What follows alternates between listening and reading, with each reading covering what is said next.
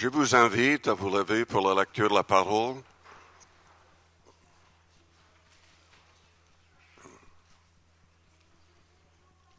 Je vais lire dans le Deutéronome, au chapitre 8, lisons à partir du verset 14.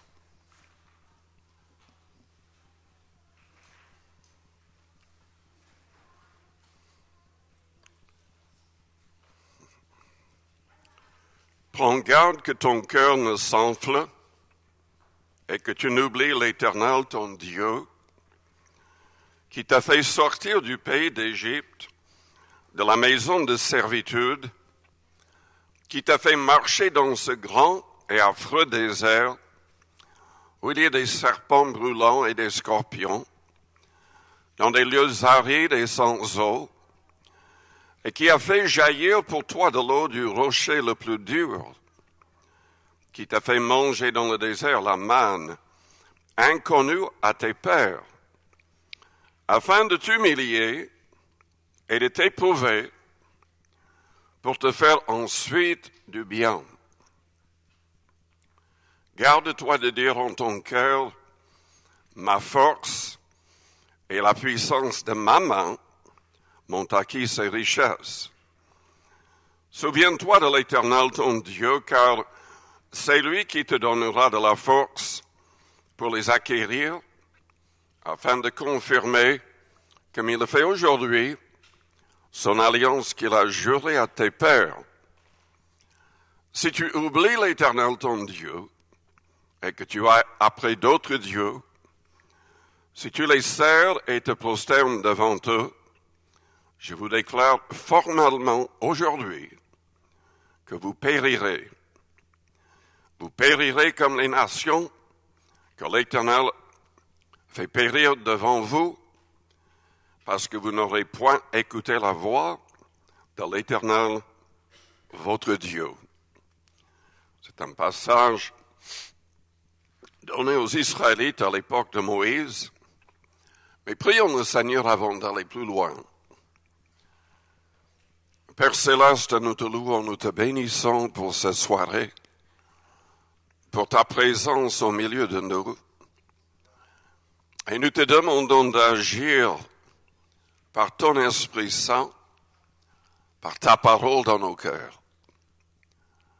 Seigneur, que tous soient de vrais disciples, façonnés à ton image, délivrés de toute puissance ténébreuse, que le Saint-Esprit règne en nous, contrôlant tout, et Seigneur, que nous soyons tous des personnes qui gagnent beaucoup d'âmes. Agis et remplis-nous de la plénitude du Saint-Esprit. Au nom de Jésus-Christ. Amen. Vous pouvez vous asseoir.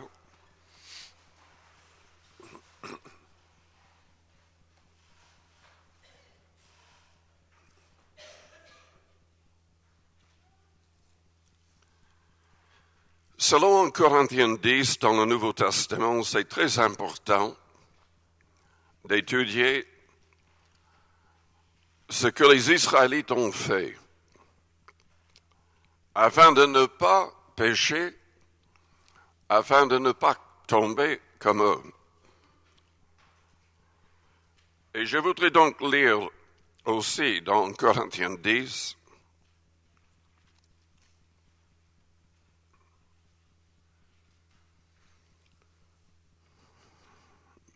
l'apôtre Paul a écrit, à partir du verset 1er, « Frères, je ne veux pas que vous ignoriez que nos pères ont tous été sous la nuée, qu'ils ont tous passé au travers de la mer, qu'ils ont tous été baptisés en Moïse dans la nuée et dans la mer, qu'ils ont tous mangé le même aliment spirituel, qu'ils ont tous bu le même breuvage spirituel, car ils buvaient un rocher spirituel qui les suivait, et ce rocher était Christ.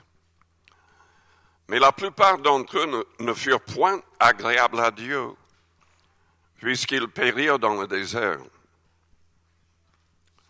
Or, ces choses sont arrivées pour nous servir d'exemple, afin que nous n'ayons pas de mauvais désirs comme ils en ont eu. Ne devenez point idolâtres, comme quelques-uns d'eux, selon qu'il est écrit, le peuple s'assit pour manger et pour boire, puis ils se levèrent pour se divertir. Ne nous livrons point à l'impudicité, c'est-à-dire l'immoralité, comme quelques-uns d'eux s'y livrèrent, de sorte qu'il en tomba 23 000 en un seul jour. Ne tentons point le Seigneur, comme le tentèrent quelques-uns d'eux, qui périrent par les serpents. Ne murmurez point, comme murmurèrent quelques-uns d'eux, qui périrent par l'exterminateur.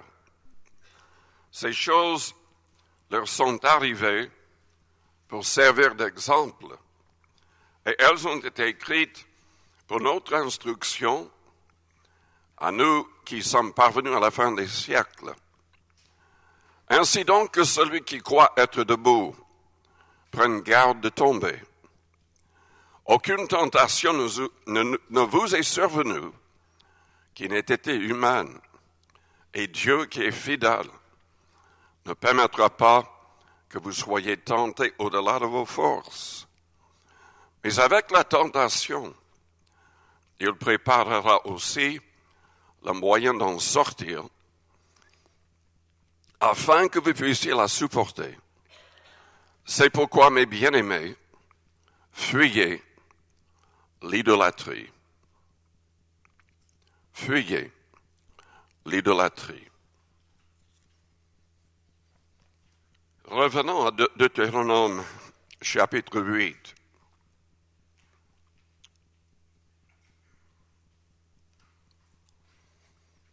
Le verset 15 dit, « Dieu t'a fait marcher dans ce grand et affreux désert, où il y a des serpents brûlants et des scorpions des lieux arides et sans eau, et qui a fait jaillir pour toi de l'eau du rocher, le plus dur, qui t'a fait manger dans le désert la manne inconnue à tes pères, afin de t'humilier et de t'éprouver pour te faire ensuite du bien. » En premier, il faudrait souligner la réalité que Dieu veut nous faire du bien, que Dieu est capable de pourvoir à nos besoins, peu importe notre situation dans le monde. Qu'on passe par le désert, peu importe, Dieu pourvoira si notre confiance est en lui. Et même parfois, quand nous manquons de foi et de confiance, Dieu agit quand même pour nous bénir.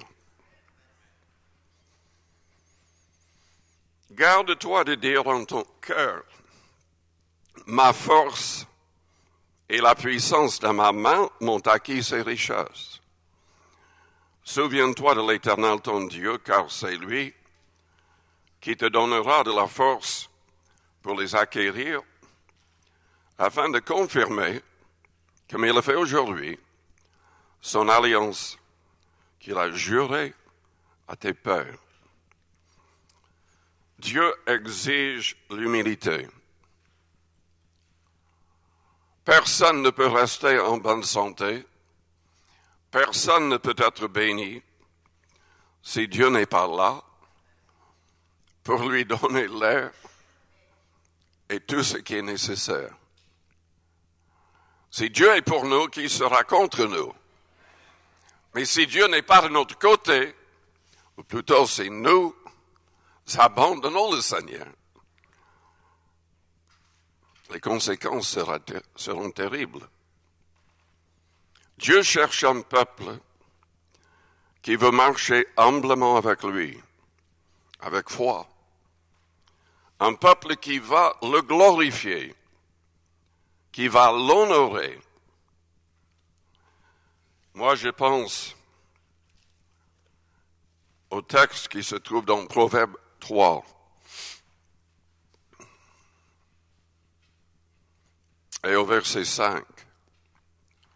Confie-toi en l'Éternel de tout ton cœur. Et ne t'appuie pas sur ta sagesse. Reconnais-le dans toutes tes voies, et il aplanira tes sentiers. Ne sois point sage à tes propres yeux. Crains l'Éternel et détourne-toi du mal. Ce sera la santé pour tes muscles et un rafraîchissement pour tes os.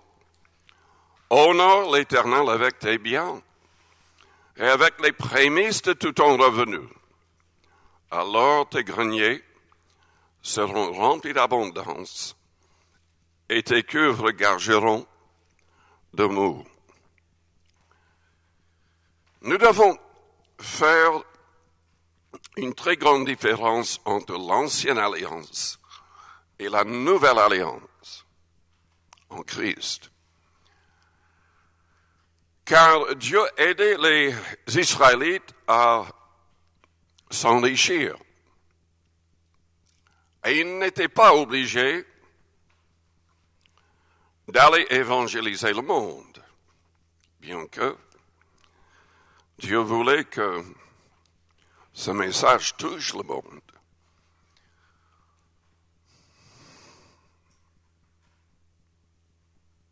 Les Juifs donnaient beaucoup quand même.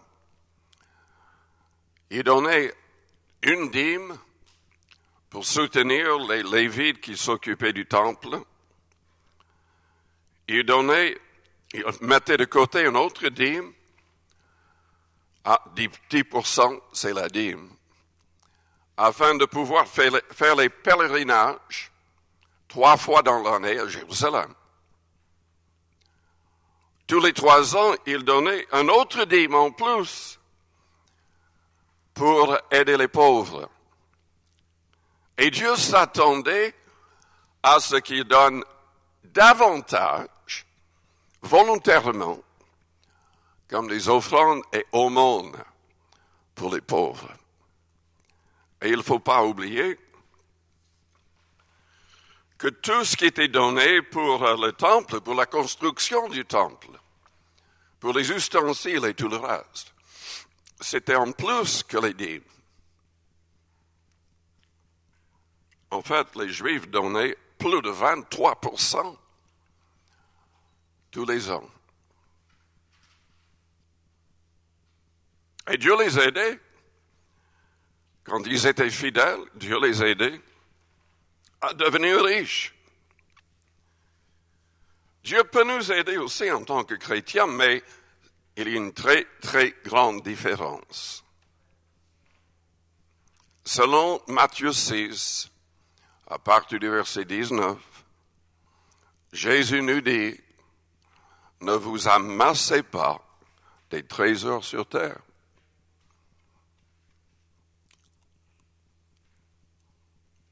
Nous devons les amasser au ciel. Comment? C'est en donnant pour évangéliser le monde. C'est en donnant pour aider les vrais pauvres.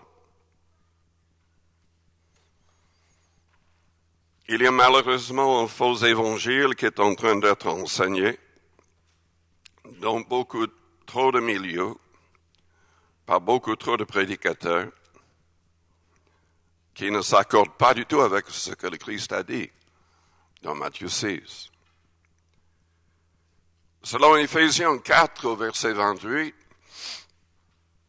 Paul a dit que celui qui dérobait ne dérobe plus, mais qu'il travaille avec ses mains, faisant ce qui est bien, afin d'avoir de quoi donner à celui qui est dans le besoin. Il est vrai que le Nouveau Testament parle de la dîme principale, une seule, dans Hébreux chapitre 7, au verset 8, la Bible dit là que Jésus-Christ reçoit cette dîme depuis que tout le système lévitique a été aboli à cause de son accomplissement au calvaire. Il est devenu notre souverain sacrificateur selon l'ordre de Melchisédek. Donc, tout le système lévitique, toute la loi de Moïse est caduque. C'est uniquement ce que le Christ enseigne ou approuve de l'Ancien Testament qui va nous juger. Donc c'est très important de lire le Nouveau Testament attentivement parce qu'il y a encore énormément de gens qui se basent sur l'Ancien Testament et enseignent des choses qui sont complètement contraires à la loi du Christ. Nous ne sommes plus sous la loi de Moïse, mais nous sommes, selon le Nouveau Testament, sous la loi du Christ. Donc il faut faire la différence. Dieu veut quand même, dans le Nouveau Testament, nous aider à prospérer si nous travaillons, si nous donnons. Mais Jésus, comme je viens de le dire, s'il a dit, mais mentionné une fois dans Hébreux 7, presque tout ce qui concerne notre manière de donner, c'est que nous devrions donner plus que la dîme. Déjà, les Juifs donnaient 23%. Jésus dit dans Luc 14 plutôt, au verset 33, que celui qui ne renonce pas à tout ce qu'il possède ne pouvait pas être son disciple. Évidemment, nous devons être dirigés par le Saint-Esprit, mais si nous devenons riches, il faut l'utiliser pour la gloire de Dieu. Et une personne qui est riche, qui donne uniquement la dîme, n'est pas en train de marcher selon l'esprit ou la pensée du Christ. Je dis cela simplement en passant. Mais selon Deutéronome 8, c'est Dieu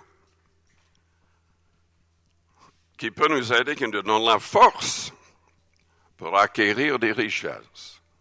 Mais le chrétien, il cherche les richesses, évidemment pour ses besoins élémentaires nécessaires pour lui-même, mais surtout pour aider les autres. Trop de chrétiens ne comprennent pas cela. Trop de prédications sont carrément à côté de la plaque. C'est faux. Car il y a certaines qui disent, mais nous sommes fils et filles du roi, donc il faut vivre comme des fils et des filles du roi. Donc on reste dans les meilleurs hôtels, on mange dans les restaurants les plus chers. C'est faux. C'est faux. C'est faux.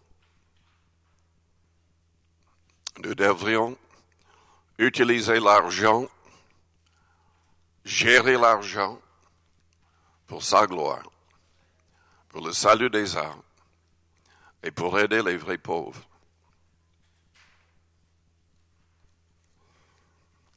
Deutéronome 8 souligne quelque chose qui n'est pas toujours enseigné. Dieu peut permettre que toutes sortes de choses nous arrivent pour nous humilier,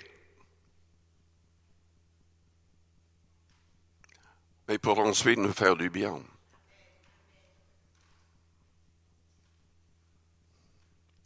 Selon Romains 8, au verset 28, toutes choses concourent au bien de ceux qui aiment Dieu.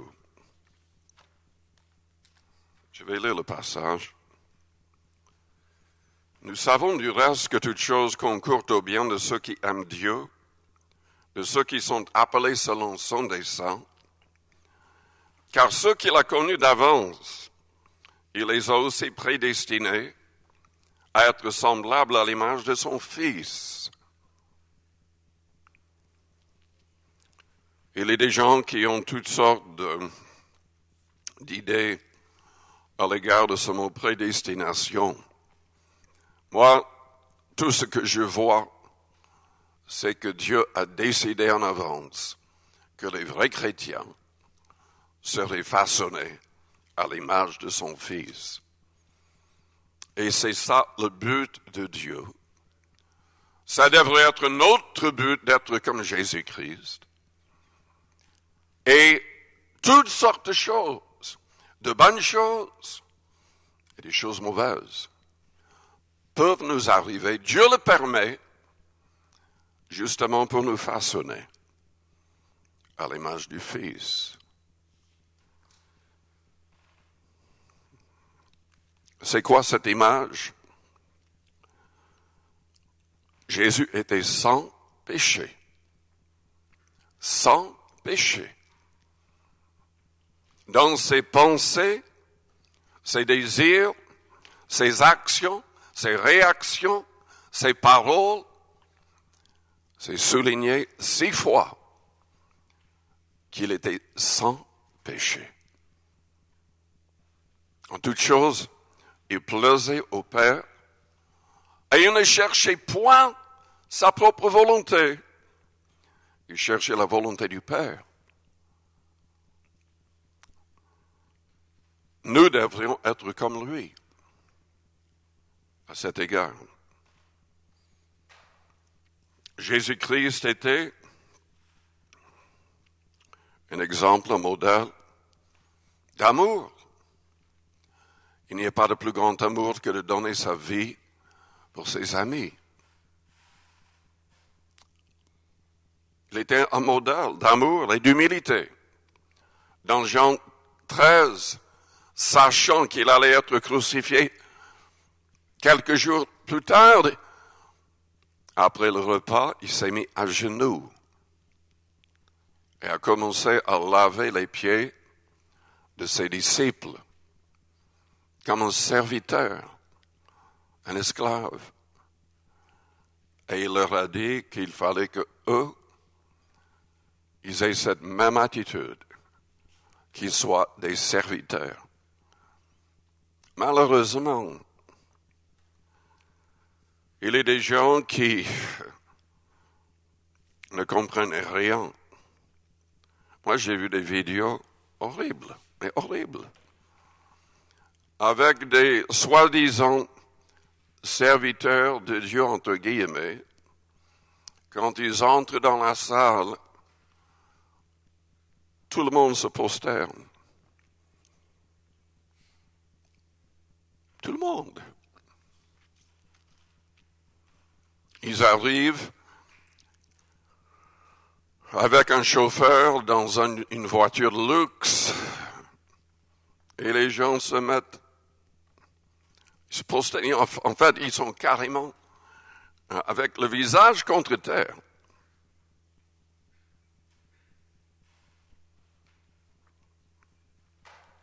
J'ai vu des choses encore plus horribles que ça.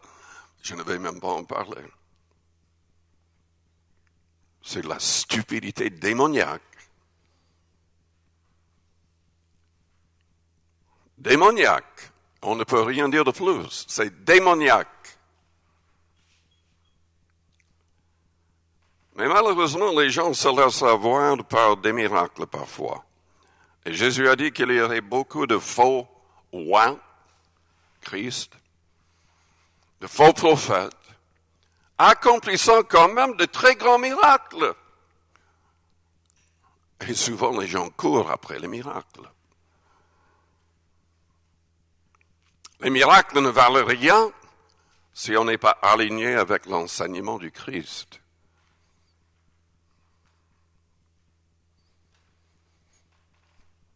Jésus était vraiment un modèle pour nous. un modèle de pardon, de miséricorde. Avec la femme prise en flagrant délit d'adultère, elle devait être lapidée selon la loi de Moïse. Jésus a dit, je ne te condamne pas, va et ne pêche plus. Avec Pierre qu'il avait renié en blasphémant,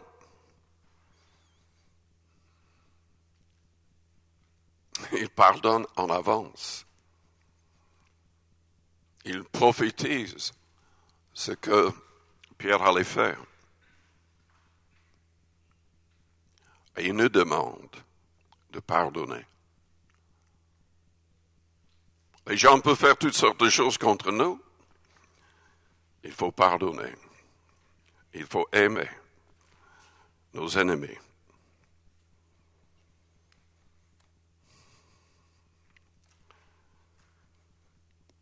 Le passage souligne le fait que nous ne devrions jamais oublier l'Éternel. Jésus-Christ est avec nous tous les jours jusqu'à la fin du monde. Nous ne sommes pas seuls. Grâce à son esprit, il est avec nous. Il agit en nous. Et nous ne devrions pas l'oublier. En fait, nous devrions le suivre. C'est ça le vrai chrétien. Kevin m'a envoyé un lien pour une vidéo. Il demandait ce que j'en pensais. Je ne sais pas quoi penser. Il faudrait que j'examine davantage le groupe en question, mais la vidéo montrait un groupe de croyants dans un autre pays, se basant sur Marc chapitre 16,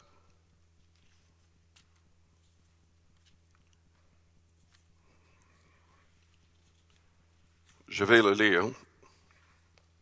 Marc chapitre 16,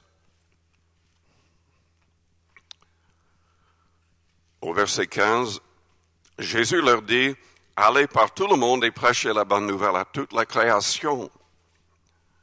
Celui qui croira et qui sera baptisé sera sauvé, mais celui qui ne croira pas sera condamné.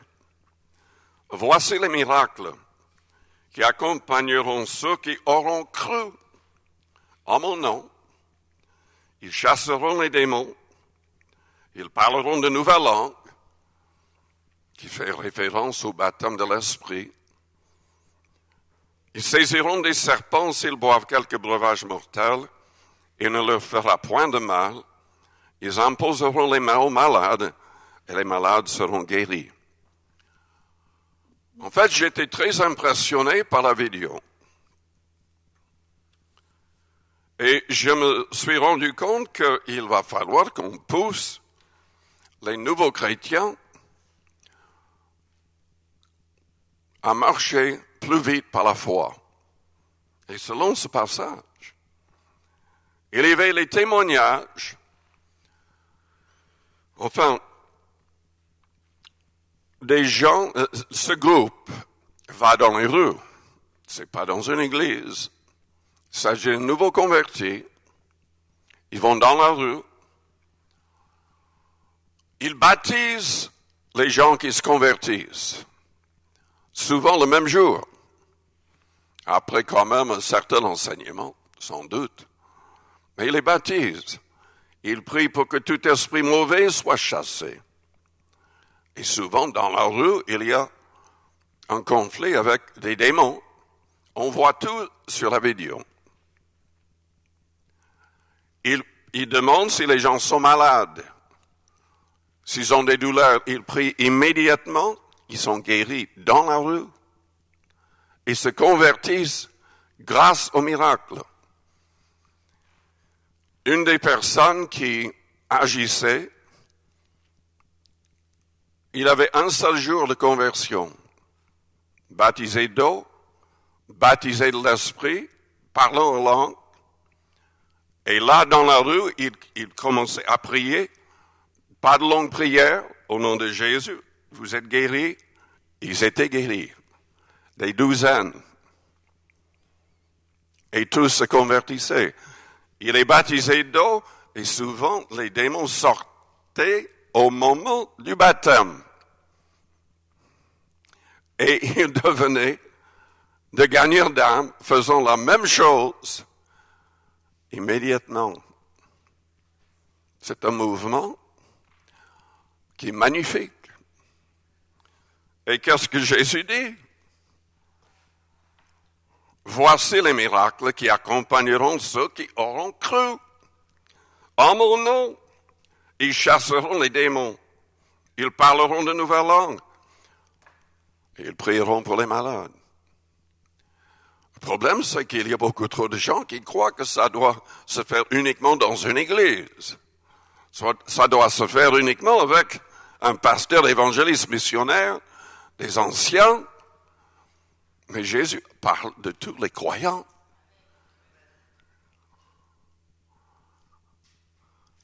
Il ne passait pas énormément de temps avec une longue présentation théologique. Il demandait aux gens s'ils étaient malades et s'ils pouvaient prier pour eux. Et le Seigneur les guérissait. Et ça les poussait à se convertir. Est-ce que vous voulez être utilisé comme ça? Il faut le faire. Il faut le faire. Jésus a envoyé ses disciples faire quoi? Il leur a dit, mais guérissez les malades. Il faut chasser le doute de nos cœurs. Si une personne qui n'a qu'un seul jour de conversion, remplie de l'esprit, peut voir des douzaines de personnes guéries dans les rues, eh bien,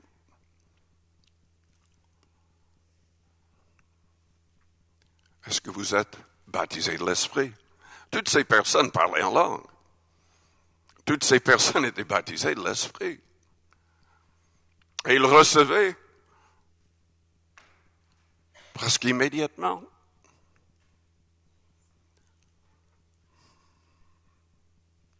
Je vous invite à fermer vos yeux, à courber vos fronts.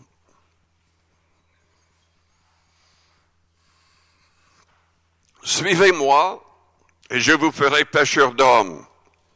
Jésus-Christ l'a dit. Qu'est-ce que Jésus faisait? En passant, en plein air, il guérissait les malades. Qu'est-ce que les apôtres faisaient? Quand ils voyaient des gens boiteux, qui avaient d'autres problèmes, en passant, ils les guérissaient au nom de Jésus-Christ.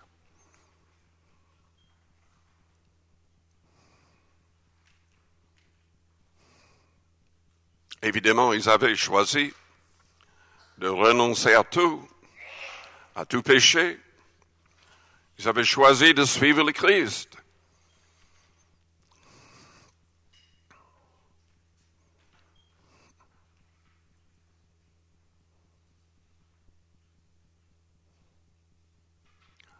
Si ce soir, vous avez envie de faire la volonté du Seigneur, de laisser agir l'Esprit du Christ en vous, au travers de vous, je vous invite à vous lever et à venir vers le devant. Et surtout, si vous n'avez pas encore fait l'expérience de la Pentecôte, avec le signe de parler en d'autres langues. Nous